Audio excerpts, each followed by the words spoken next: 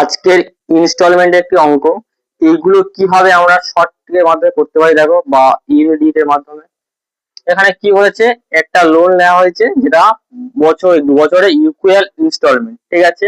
প্রত্যেকটা ইনস্টলমেন্ট কত করে বলেছে, 6534।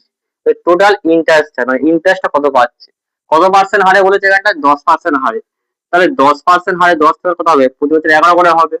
এর কম্পাউন্ডেড অ্যানুয়ালি, দেখো কম্পাউন্ড মানে চক্রবৃদ্ধি হারে, তো কত হবে, 10 কে 100, এটা কত হবে, এবার হবে 121, ঠিক আছে। তাহলে প্রত্যেকটা ইনস্টলমেন্ট আমার কি একই হবে, এখানে 11 গুণ, এখানেও আমার 11 গুণ। তাহলে এর ইন্টারেস্ট কত হচ্ছে 11, ঠিক আছে। এর কত হচ্ছে 21। তাহলে টোটাল ইন্টারেস্ট কত হচ্ছে 32, ঠিক আছে। তাহলে 32 মানে কি, 4 × 8, ঠিক আছে। তার মানে এর মধ্যে কোন অপশনটা আমার 8-এর মাল্টিপল বা 4-এর মাল্টিপল দেখে নেবো। দেখো এখানটা কি রয়েছে, 79 4 দিয়ে ভাগ যাবে না, 42 4 দিয়ে যাবে না, 67 4 দিয়ে যাবে না, 28 4 দিয়ে যাবে। তাহলে অপশন কি হবে, A for America. America is correct answer. Clear?